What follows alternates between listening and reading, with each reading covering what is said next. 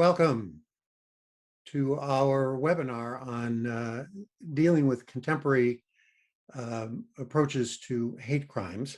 My name is Jack Moline. I am president of Interfaith Alliance. I am very glad that you're joining us today. We have an extraordinary group of panelists to discuss the matter from very different perspectives, both grassroots and grass tops, and even a little higher up than that. Over the past several years, the frequency of hate crimes has reached an all-time high. The COVID-19 pandemic has further escalated these already high levels, motivating Congress to take action by passing the COVID-19 Hate Crimes Act. This legislation promotes more accurate hate crime data collection and assists hate crime victims and their communities. While this is a much-needed first step in the fight against hate-based violence, there's much work to be done to continue making our communities safe and equitable for all people. Grassroots efforts are essential in the fight against hate and bigotry. Today, we want to focus on the impact of community-based work and how grassroots efforts work with and separate from legislative efforts to combat hate. We have three extraordinary panelists today. I'll introduce them to you briefly and let you know that if you have questions for our panelists, please post them in chat and we will get to them in about 45 minutes. First of all, please let me introduce Sim Singh, who is the Senior Manager of Policy and Advocacy at Sikh Coalition. His work at the Sikh Coalition focuses on grassroots efforts and national advocacy against hate crime, school bullying, workplace discrimination, and racial profiling. Among other things, Sim advises various state and federal agencies, such as the FBI, the Department of Homeland Security, TSA, and the Department of Transportation, on discrimination, bias, and community relations policy. Welcome, Sim. Tiffany Chang is Director of Community Engagement at Asian Americans Advancing Justice. Tiffany develops and leads community outreach and public education campaigns in the areas of immigration, census, and voting rights, anti-hate, anti-racial profiling, and more. Prior to working for AAJC, she most recently served as Deputy Get Out the Vote Director for the 2020 Michigan Coordinated Campaign to elect Joe Biden and Kamala Harris. Must have been tough to put on a business card. Welcome, Tiffany. Glad you're here. And Liz Peterson is the Assistant Director of the Houston Coalition Against Hate. Liz is a consultant and educator who helps people explore the history of race and racism in the United States and its continued impact today. In addition to her role at Houston Coalition Against Hate, she sits on the board of directors for the Convict Leading and Labor Project. She is also a member of the leadership team for SRURJHTX, a group focused on organizing white people for racial justice. Liz, thanks for being here. And I'd like to start with a general question, and then we're going to drill down with each of you a little bit. You know, we sort of casually use this term hate crimes as if everybody knows what we're talking about. But I'm concerned that even the people listening may not be clear on how you distinguish a hate crime from a crime that is committed against someone who is of a particular identity. Sim, let me ask you, how would you understand the term hate crime? You know, I think it's been interesting for our community, and you've hit the nail right on the head. It has to, one, be a criminal act, and then coupled with some kind of overt expression of hate. And hate doesn't always mean rage or anger or a general dislike. In this context, it's typically an indication of bias against people or groups with specific characteristics as it's defined under the law. And you know, I do want to note that there are constitutional protections in place that allow Americans to have the freedom of speech. So just expressing your hate against a group or a person is not enough to make an incident a hate crime. So, however, making a death threat, that's not protected speech, and that would rise to a level of a hate crime. There have been instances where it may not always be apparent to law enforcement or an outside actor that hate was involved. We've had incidents where Sikhs were assaulted and with a mocking Indian accent while they were assaulted. That's not necessarily seen as an expression of hate, but it definitely can indicate that there's a bias towards people of Indian origin, for example. And those are one of the examples that I think are top of mind, that they aren't always so overt. And we've also had political expressions being used while committing hate crimes. And they're typically coupled with "go back to your country" and the word MAGA, unfortunately. And that's not to be partisan. This is based on actual reports that we've received over the past couple of years. Tiffany, can you amplify that a little bit? We've certainly seen some debate about whether crimes committed against Asians should be considered hate crimes, or if they were just in the wrong place at the wrong time. Yeah, absolutely. And I think a lot of times when we see incidents like what happened in Atlanta transpire, the community's response is to often be like frustrated that this isn't immediately deemed a hate crime, because by moral standards, right, these things are unquestionably wrong and damaging to our communities. But I think that there is validity in this desire to educate folks on what that process is, because there, to Sim's point, there are specific definitions, race, gender, identity being among them. Religious affiliation is also one of those criteria. But when we're talking about the prosecution of hate crimes, that's just one part of the community response, right? And it should not take away from the community efforts to address the harm that's been done to communities. So that's one thing that I would just add, is that yes, there are specific legal definitions for both a hate crime and a hate incident. A hate incident would be, for instance, a piece of speech that is protected by the First Amendment, but is still mirrors and follows the same spirit of a hate crime. But folks don't always understand like the distinction and like the limitations to how much we can prosecute. But it's also important to note that prosecution isn't the only solution, far from it. And while we're happy that things like the COVID-19 Hate Crimes Act has been passed, we know that there are many other things that our communities need in terms of resources and support in order to truly respond to the rise in hate crimes and hate incidents. And Liz, will you put a little finer point on the difference between a hate crime and a hate incident? Sure, and I think that my two colleagues really covered it well, but I think that it's hard to articulate to the community why something that hurts so badly cannot be prosecuted. And it's hard to articulate to folks who don't experience hate incidents why they matter. I have a friend who is Asian and who was just mocked with a stereotypical way of speaking and facial expressions in Trader Joe's. And to someone else that might not seem like such a big deal, but to the larger Asian community that's facing so much hatred during COVID-19, a hate incident like that makes you feel very unwelcome, makes you feel very unsafe. And so it's important to us at the Houston Coalition Against Hate to work both with people who have experienced hate incidents and hate crimes to ensure that everyone feels safe and like they belong in our community. So thank you for setting that context. It will make what we're about to do, I think, a little more contextually accessible for the people who are listening. So Sim, I want to start with a brief conversation with you, and start by asking you, how are hate crimes unique from other types of crimes, both under the law and in the way that they affect communities?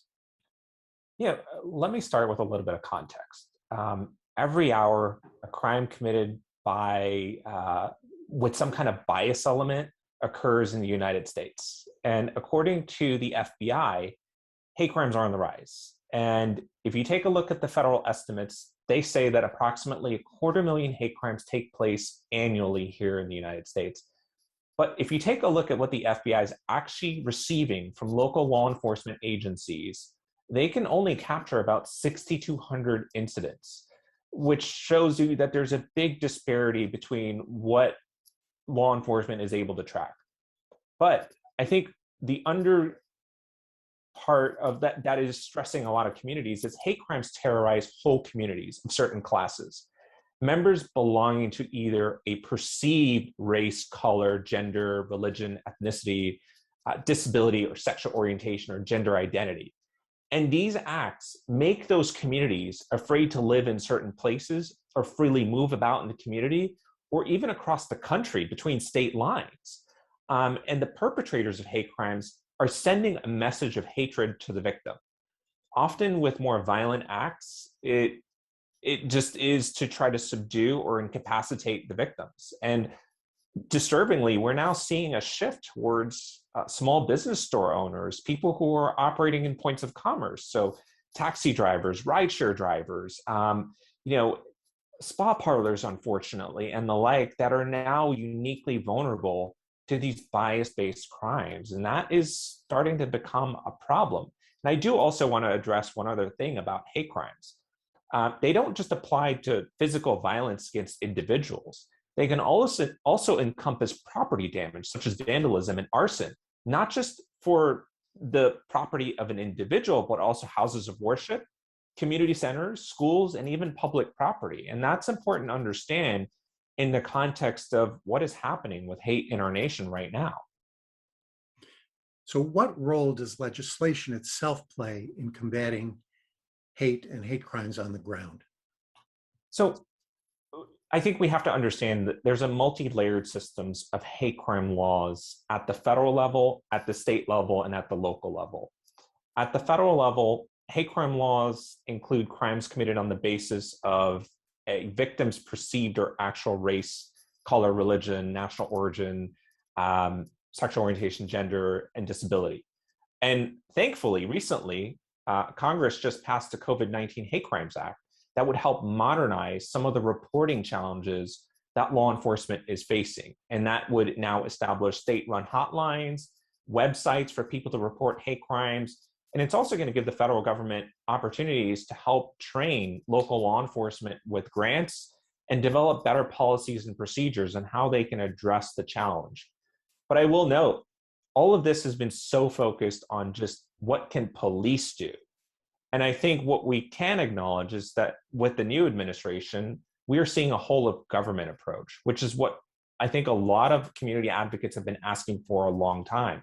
We cannot solely rely on just law enforcement to deal with the problem of hate and bias in our country. There are root causes. Some of it stems from a lack of education. Some of it will stem from inadequate resources. And we have to look at this from a broad-based approach. And at the state level, some of the hate crime legislative initiatives can start to address some of these. But sadly, what we're seeing in a lot of states that are still lacking hate crime laws or don't have fully inclusive hate crime laws, either because of sexual orientation or gender, that they think that adding in those protections for the LGBTQ community would somehow criminalize speech for their opposition to gay rights or gay marriage, which is simply untrue.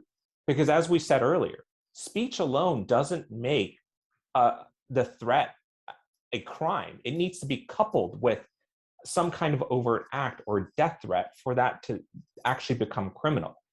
And that is kind of the context that we're working in. And many people may not know this, but actually 3 states in the United States still do not have a hate crime law on the books. That includes Wyoming, South Carolina, and Arkansas. In fact, Georgia just last year adopted a hate crime law, which was followed by Indiana in the year prior to that. And in both of those states, our organization helped work with state legislature to ensure that the communities are protected there. And I just want to say that the murder of Ahmaud Arbery is rightfully being charged by federal prosecutors as a hate crime because 3 offenders there have alleged to have used force and threats to intimidate and interfere with Arbery's right to use a public street because he was Black. And the same thing we're seeing, thankfully, in Fulton County to bring hate crime charges to deliver justice for the AAPI community that was just targeted in the Atlanta shootings. So you've identified enforcement and legislation as being 2 of the tools. There are also grassroots efforts. And how do they differ from the legislative ones And how does legislation and grassroots work together? So, what we do is our organization at the SIC Coalition, we take a broad-based approach, right? Because we do want to address the root causes of hate and bias. And that can include curricular reform that makes more information available as to who Sikh Americans are and their contributions and struggles, what the faith is, ensuring that there's equal employment opportunities around so that people are interacting with diverse Americans of all faiths and backgrounds, interfaith solidarity events, empower the community for civic engagement, and also just doing cultural competency training, sometimes for law enforcement, so that they can understand the nuance in what does it mean to be a Sikh, a Muslim, an Arab, or an AAPI person who's being targeted by hate. What do you look for in terms of those bias indicators? Because they might not always be so readily apparent. They can be coded sometimes. Or there might be a history of offenses by that individual targeting a specific group of people. And we also do a lot of media work to help put pressure sometimes, unfortunately, when law enforcement or prosecutors are reluctant to bring hate crime charges. And sadly, that happens far too often, and it requires an organizational response to ensure that justice is delivered not just for the victim, but also the community that feels that they were targeted in that hateful act. There is a spillover of any act that is felt like a ripple effect within a community. Thank you, Sim. Tiffany, I'd like to turn to you for a couple of minutes here and start by asking you to say a few words about your organization and what you do as their Director of Community Engagement. Absolutely. So Asian Americans Advancing Justice, AAJC, is a DC-based nonprofit, nonpartisan organization. And our mission is to really advance the human rights and civil liberties of Asian Americans across the country. We are part of an affiliation called Asian Americans Advancing Justice that includes offices in San Francisco, LA, Chicago, and Atlanta. And so, this most recent wave of hate crimes has really changed in some ways, like the focus of our organization in the necessity to responding to the community's needs right now. And so, for the past year, because of the increase in anti-Asian hate crimes due to COVID-19, we have shifted a lot of our focus and programmatic work towards equipping community members with tactics and strategies for intervening as bystanders and upstanders in the situations where they're seeing harassment or even violence taking place in public spaces, whether that be in mass transit or at work or other places. And something that we emphasize, and just as a disclaimer, AJC has not historically been a grassroots organization, but in my capacity as Director of Community Engagement, I work with all of our external stakeholders on the community level. And I'm seeing just the magnitude of response on the community and grassroots level to the violence that's happening. And one thing that I'll note is that the communities often have solutions to problems before these big DC organizations or these policymakers have them, right? And so part of my role that I take really seriously is keeping abreast of all of the various efforts that are going on, whether that is mutual aid efforts, efforts for community safety, for instance, organizing community members to walk Asian seniors to the grocery store to deliver groceries. So another example that really comes to mind is actually from the Sikh American community when COVID-19 first hit and people were suffering from mass unemployments and layoffs. The Sikh community, came together in New York City and fed, cooked meals for the community. And so, when we're talking about prosecution and hate crime legislation, that's one piece of it. But I also think that, and ultimately, what keeps the community safe is creating those relationships on the community level, because what we're seeing is a breakdown in our fundamental relationship to each other on the local level, on the national level, between distinct communities of interest. And anything that's grassroots and community focused is focused on repairing and building those relationships so that when future incidents occur, there are networks of people who can respond and connect others to resources in those instances without necessarily involving the police. Because as we know, immigrant communities, low-income folks, undocumented folks are often reticent to resort to law enforcement.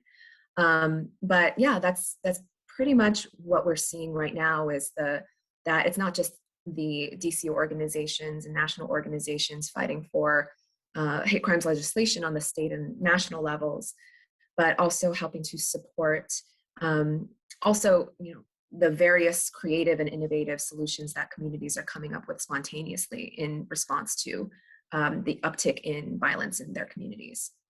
One of the conversations that happens with some frequency in our space that we all occupy is a sort of suffering Olympics, for lack of a more respectful term, in which each community contends that it is more targeted than the next. It's a ridiculous conversation, except on this point, which I hope you can address a little bit. Are there problems in reporting hate crimes from various communities that make it seem like some communities are actually suffering from a higher percentage of attacks than parallel communities that underreport? We definitely have to think about those structural factors that might cause underreporting. For instance, issues of language access, right? Like the average person who is attacked or harassed on the street may not even be aware that reporting it is an option, let alone reporting it to anyone besides the police. And so one of the most important components, I would say, of the COVID-19 Hate Crimes Act, for instance, is to create hotlines in various languages for folks to access resources in the event of an attack or an instance of harassment. But also, the training of law enforcement to be sort of more culturally competent. That is all part and parcel of the response. And I think it's very often that immigrant communities in particular, because of those language access barriers, and then of course in the Asian American community, we're talking about 50 or so languages to cover. And if we're talking about just like the most populous ethnic groups, that's still about 20 or so different languages, right? So it's it's a huge barrier to reporting, but it's also, I think there is also a cultural component to it, in that I think as immigrant communities, we're somewhat conditioned to feel like we don't matter, right? And that's all the more reason why reporting it, whether it's to our platform standagainsthatred.com or Stop API Hate, is so important, because we need to, first of all, acknowledge that these incidences, regardless of whether they rise to the level of a hate crime, that they still matter. What happens to us as individuals, as communities, matter, and that that needs to be housed and memorialized somewhere, so that people don't think there's just like nothing more to do. But also, I think that we, as in the Asian American community, and I'm sure the Sikh community as well, we've had to be in the business of collecting our own data aggressively, because we're so often an asterisk in other statistical studies, polls, and that also adds to the erasure, right? So I think the invisibility that we face as Asian Americans, East Asian, South Asian, religious minorities, I think there's that piece of it where there just isn't that much infrastructure for data collection. Other groups, for instance, the Jewish American community, has for a long time done very sophisticated data collection on hate crimes against their community. And we all have to sort of work together in order to figure out best practices in order for that work to continue to be robust. We need that data and those stories to be able to advocate for our community, and addressing things like language barriers and lack of infrastructure platforms like Stand Against Hatred. That's just the first step to creating a more just and equitable system. And what other community interventions on a grassroots level would you say are important in addressing this dilemma?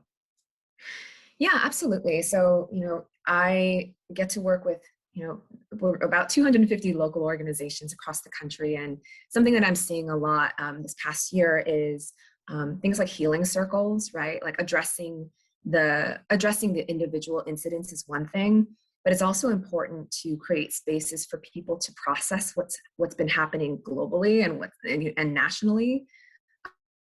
Just the stress of COVID-19, the constant threat of violence, the grief that we're feeling collectively as a community, that can't be understated, right? Even though our experiences as individuals during this difficult time doesn't necessarily make the news, creating those spaces for connection and humanization of fellow community members and folks from other communities, allied communities, that's been going on the community level quite a bit. So like we have organizations that are hosting weekly BIPOC solidarity meetings, for instance, for people to come together and connect in ways that they otherwise wouldn't. But I would also say, on the individual level, we've at AAJC, we've been teaming with Hollaback, which is an anti-harassment organization, and trained nearly 90,000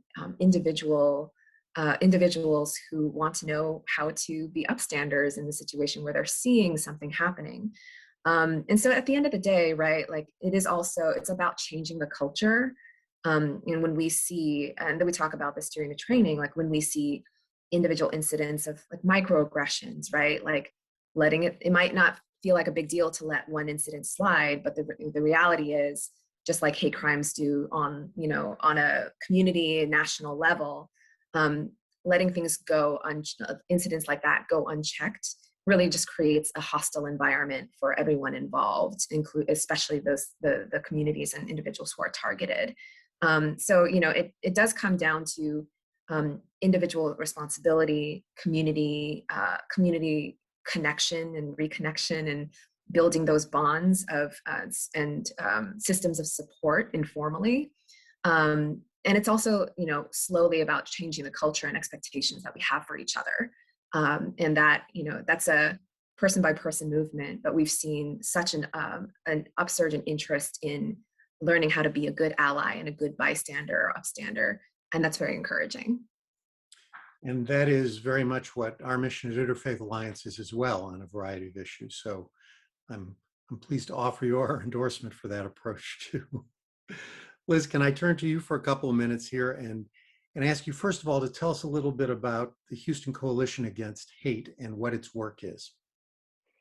Sure. We're a network of 60+ organizations, institutions, and leaders here in Houston working together to reduce hate and encourage belonging.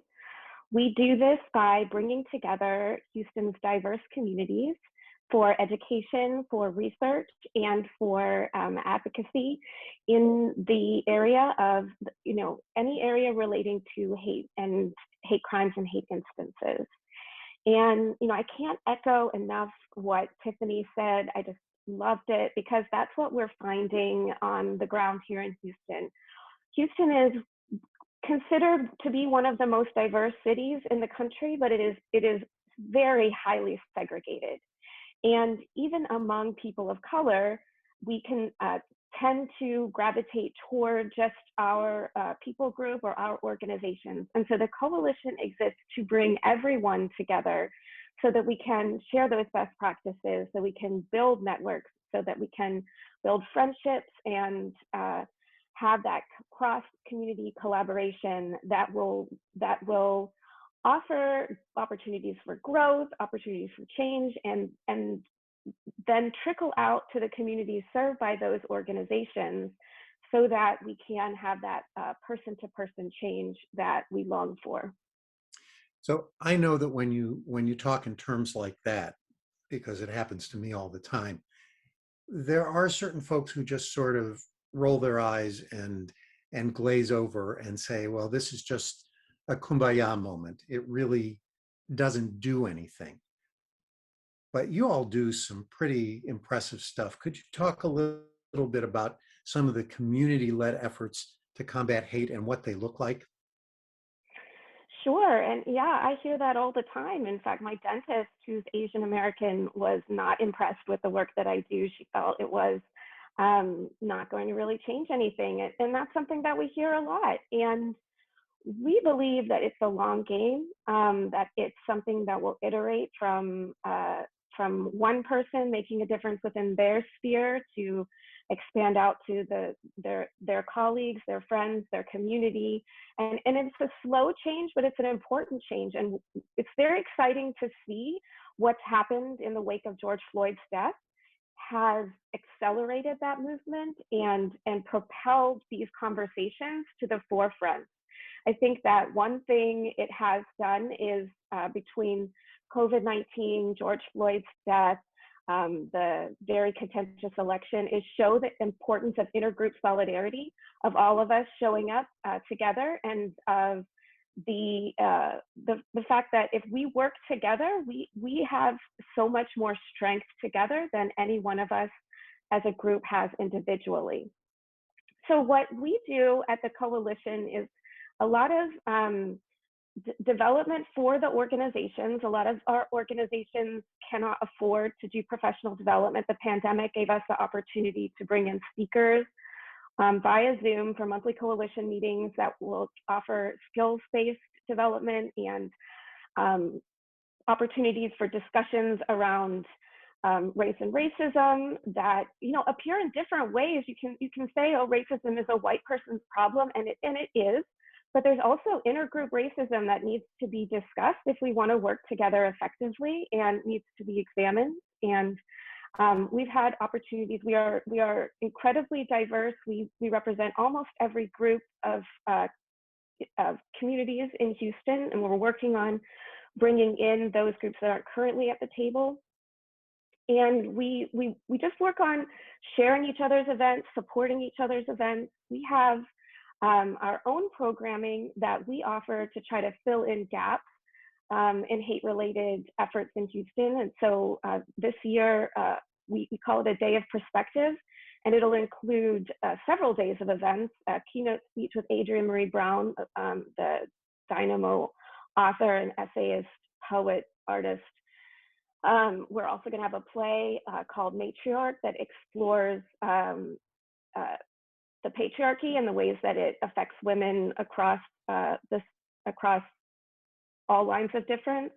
And we're in a new collaboration with Houston Grand Opera to offer a workshop to students. So we're gonna start that out on within our Day of Perspective to involve young people in the fight for justice for all and liberation for everyone. And coincidentally, we also were so blown away by AAJC's collaboration with Hollaback that one of our members, OCA Greater Houston, which is an organization of Chinese Americans, asked us, can we partner together and bring this training specifically to Houston? And so we worked with Hollaback to design a training that's slightly longer than the AAJC's, and that rather than focusing exclusively on anti-Asian hate, focuses more broadly on all identity-based hate and violence. In fact, in July and August, we'll be adding a special emphasis on Islamophobia in conjunction with Shoulder to Shoulder and Nina Fernando. And we are just so excited about the enthusiasm people are showing for all of Hollaback's work, and that we can be a part of it. And we're all about not reinventing the wheel, about collaborating, about showing that there is there is an abundance of resources available, and we can all work together to support each other and to maximize what's already out there rather than competing against each other for some amount of limited resources, while the major forces that are trying to hold back marginalized people are, you know, just capitalizing on our divisions. So Houston may be a reflection of the country in its makeup, but it's still geographically limited. A lot of people don't live in Houston.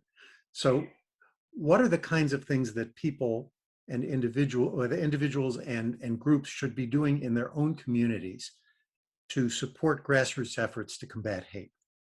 Absolutely.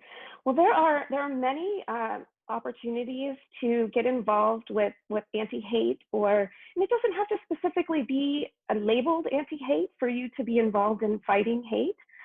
If you have anything in your town that's interfaith, if you have any opportunity to cross those barriers of meeting people who are different from you, we believe that is the strongest opportunity to actually reduce hate-based violence, is to increase cross-identity comfort, not just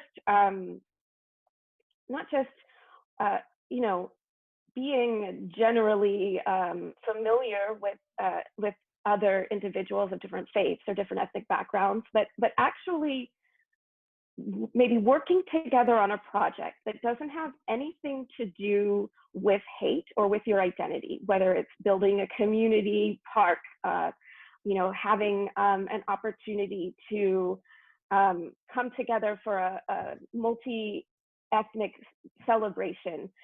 Anytime that we can work together and just see each other as humans and as individuals, it helps break down those stereotypes and those barriers and humanize the problems that other people are facing. And then we can go and talk to people who are like us and say, if you hear someone saying something about an Asian American person, and a stereotype, there's often the model minority myth, they're all good at math and they're all really obedient, but maybe they're not great leaders.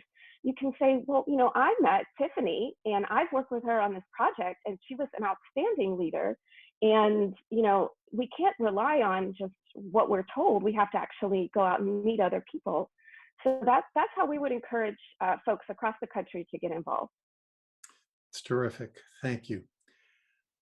We have some questions that are coming in, and I'm going to pose them. I'll ask someone specific to answer each one, but please don't hesitate, the other two, to just jump in and add your wisdom to it. Let me start with a couple of questions that come from Nagin, who's in Central California. Are there any data supportive of the notion that hate speech contributes to hate crimes? Sim, can you answer that? So there isn't a direct link in terms of causation, but there are a number of findings that various organizations have done in terms of studies. I know that Brookings Institute has done a study in terms of how political rhetoric is shaping the uptick in hate crimes. And we're definitely seeing the data with problematic political rhetoric that is scapegoating specific communities and followed by sharp increases in hate crimes against those specific communities. And I think those are troubling patterns that we are all rightfully concerned about.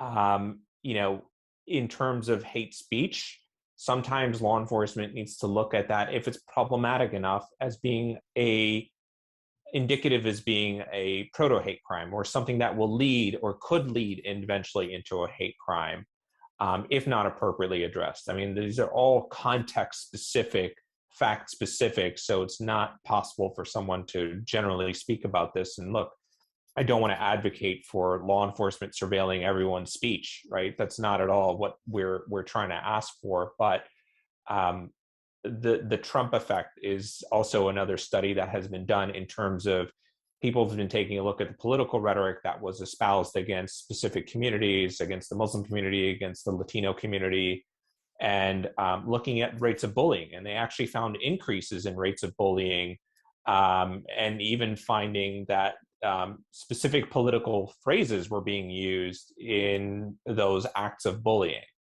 And we've got a couple of other examples, even after the San Bernardino shooting, where political rhetoric definitely contributed to a rise and fall of hate crimes against specific communities, because there is a perceived backlash that can happen whenever an international terrorist incident happens. For example, the Sikh community stands on edge.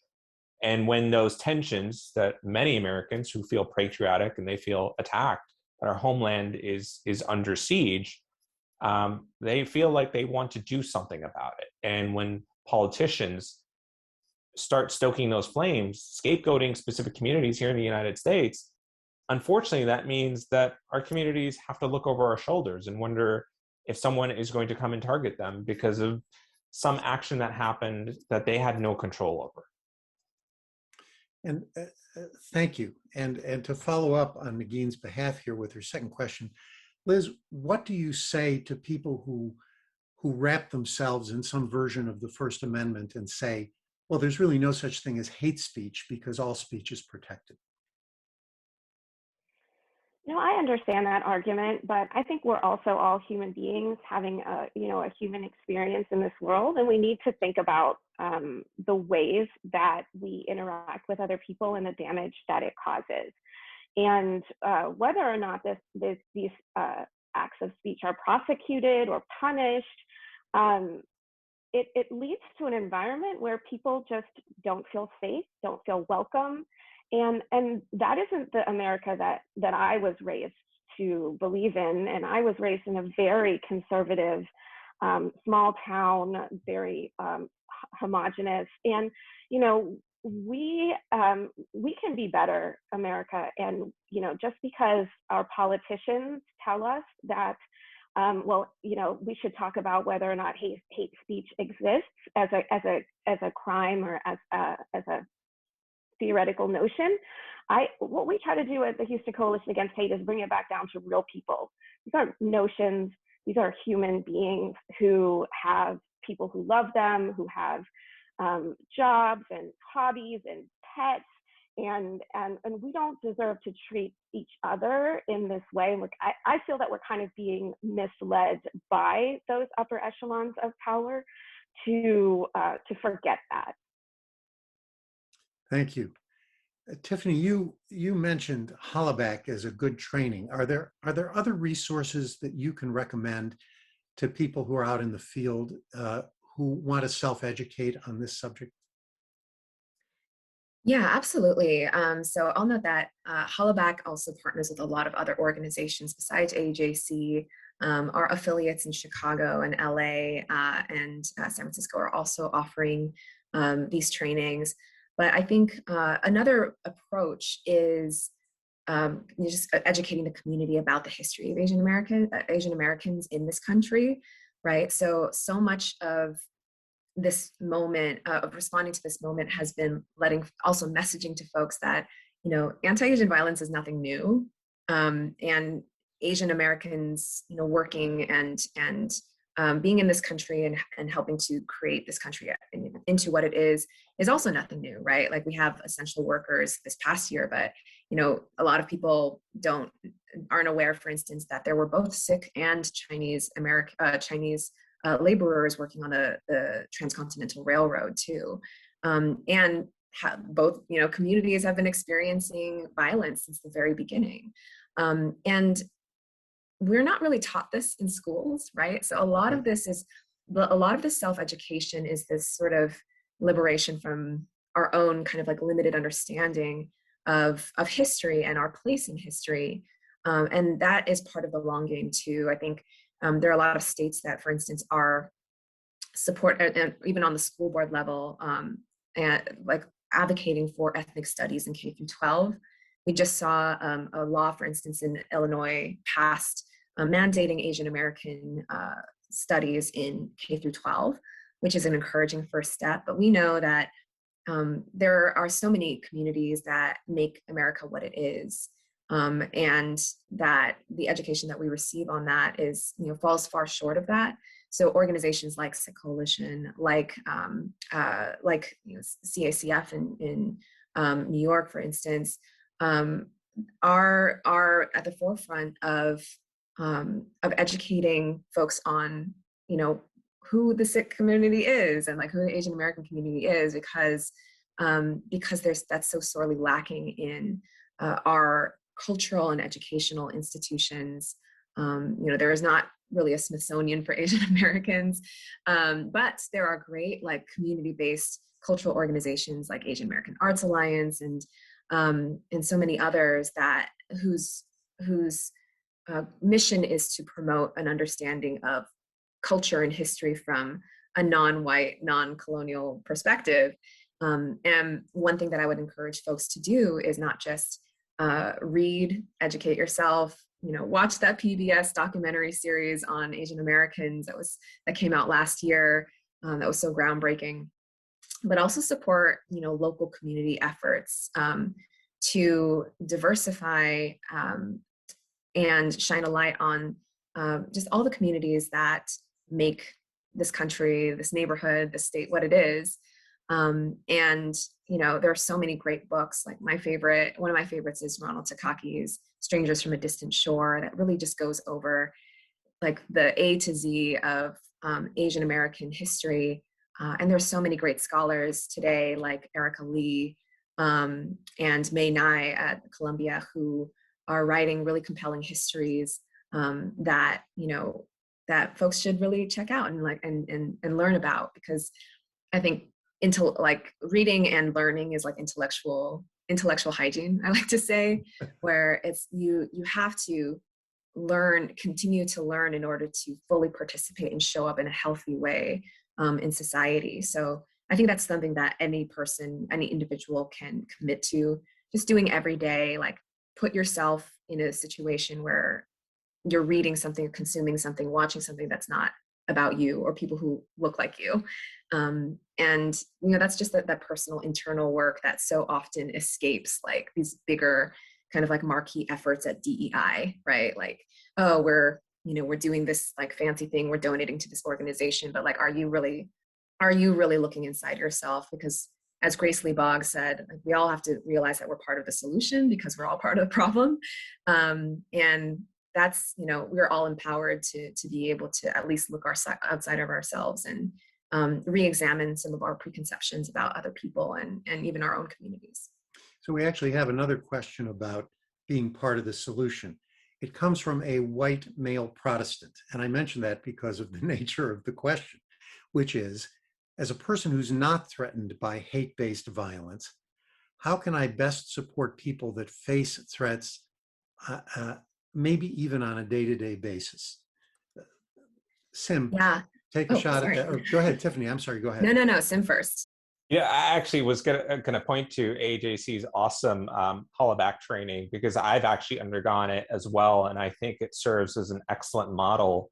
And to build off of what Tiffany had said in terms of what we can do in the DEI spaces, and especially in these interfaith spaces, many of us here might be invited to hate crimes advisory task forces at the local or state level, or other governmental working groups where we're creating new policies. I think it's up to every one of us to take a look at that table of stakeholders and say, are you including the Asian American community here? Are you including the Muslim community perspective, the Sikh community perspective? And if not, you should definitely be asking the leaders of those governmental policy convenings, those workshops, to make sure that they are brought into the fold, because oftentimes it is a select group of people who may not always know some of the unique challenges and struggles that those communities may have as it relates to hate crime intervention, as it relates to prevention initiatives, and advocating for non-law enforcement, non-carceral responses as well, right? That is addressing the root causes, like Tiffany was talking about, with our educational components, to make sure that we are providing more of that accurate picture of what America and their diverse communities have contributed, and also, unfortunately, suffered through as well. But I'll turn it back to Tiffany, because I'm sure she's got a lot of like the community work, and I primarily focus on the policy side. Yeah, absolutely. And one thing to always realize is that when we show up in different spaces, we have a different, like degrees of privilege and ability and power based on whatever space we're in, right? So for instance, it might be different for if you're a white cisgender male Protestant. There are probably a lot of situations where you can intervene where I might not be able to, as like a 5'2" petite East Asian woman. And at the same time, right, like if I'm in a situation where somebody is being harassed who doesn't speak English, for instance, I am then in a position to intervene where other folks who may be limited English proficient may not be able to. So recognizing that privilege as that in different spaces, you may have more power to do something and more power to help than other people may have, I think is really important when you are assessing a situation and really looking at who's involved. And it's definitely not like, a one size fits all solution, but very dependent on kind of like the valences of power that are present in that situation. But I also think that like, when it comes to how to intervene on like a daily basis, I can tell you that that even in the workplace, for instance, if somebody says like, if I were in the lunchroom and I coughed and a colleague of mine like made a bad joke about like, oh, of course you must have the coronavirus or something like that, and even if I'm in a situation, I mean, I wouldn't let that slide personally, but like. But a lot of people in that situation might feel like, oh, this is my place of work. I don't have the power to like to respond the way that I would like, or it's just not a situation where they feel comfortable speaking up, right? As like a white cisgender man in that situation or a white cisgender woman in that situation, even if that person being targeted isn't saying anything, you can still have the power to say, you still have the ability to say, hey, that makes me uncomfortable. So like, I don't want to hear those types of jokes, because you just like never know what that, the person impacted is thinking or what is part of their calculus, but you can still do your part to set the tone for the environment that you're in, and raise the bar for how people treat each other in those instances. So yeah, I mean, everything from microaggressions and really being sensitive to those things and calling it out in a firm way is super important. Something that we talk about in the bystander intervention training is the fact that 79% of people who said that somebody intervened when they were being harassed, that it helped the situation, and yet so few people actually do intervene. And so the purpose of those trainings, and whether it's with Hollaback or with with Houston, with Liz's group, or anywhere else that's focused on being on cultivating good allyship, I think it's important to be able to like use your privilege for good and to lift up those who may not necessarily have the ability to in a specific situation. And Liz, you're involved in, and you'll have to tell me what the initials stand for, SRURJHTX, which is focused on this specifically, on empowering and organizing white people to respond to the calls for racial justice. What are the sorts of things that you do there? So it's a chapter of Showing Up for Racial Justice, which is a national organization, and SRURJ just has historically worked to educate white folks and offer a space where you can ask questions, you can unpack some of your conditioning around race, you can process your feelings, because we definitely don't want to bring white peers into a situation where a person of color has corrected us or has told us that we've caused harm. So that's also something that we try to bring at the coalition, is an opportunity for people who are leading these efforts to ask those important questions. Another thing that we do at both the coalition and at SRURJHTX talk about daily ways that you can interrupt racism, and it doesn't have to be spectacular. It doesn't have to be you know, a situation where somebody is being harassed in a grocery store. That's super important, but I don't want to lose the idea that every single day there is probably some way that you can speak up within your workplace or your place of worship or your community organization and lift up a person of color, or question a policy or a situation that is causing additional marginalization or oppression. For example, if you're involved in a committee that's looking for interns, you might advocate for paying interns rather than having unpaid internships. You might explain why it's important to compensate people, and how if we only offer unpaid internships, then basically the people that can take it are the people who have the economic privilege to work for free for the summer. And the ramifications that can have down the road, because we know that unpaid internships or any internship often leads to long-term job offers. And the inability to take unpaid internships puts people who do not have that economic privilege behind.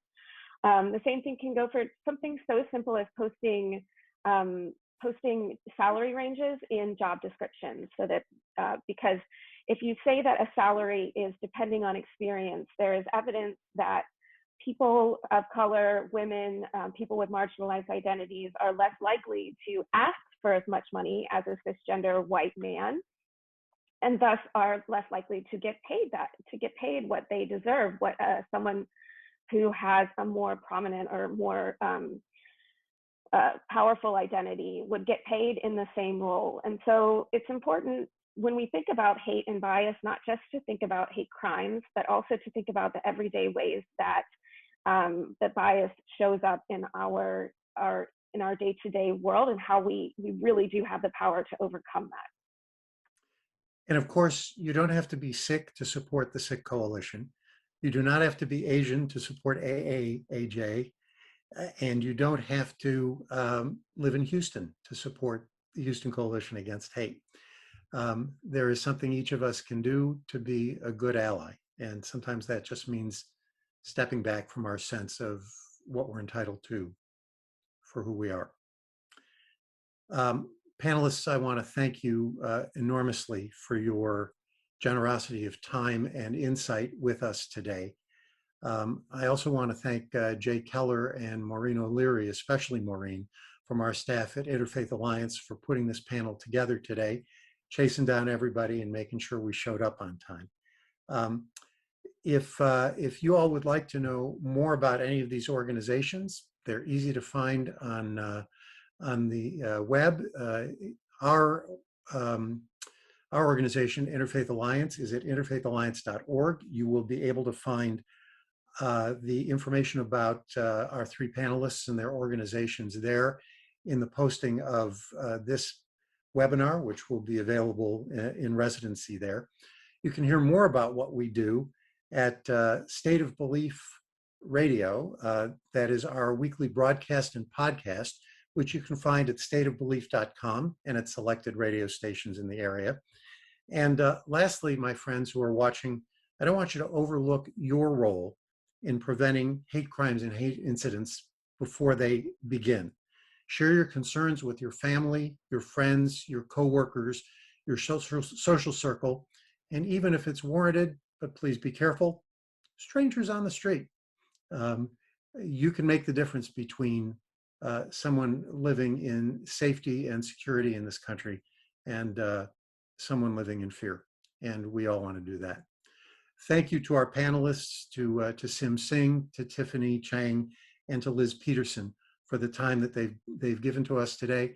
And thank you all for watching this webinar from Interfaith Alliance. I'm Rabbi Jack Moline.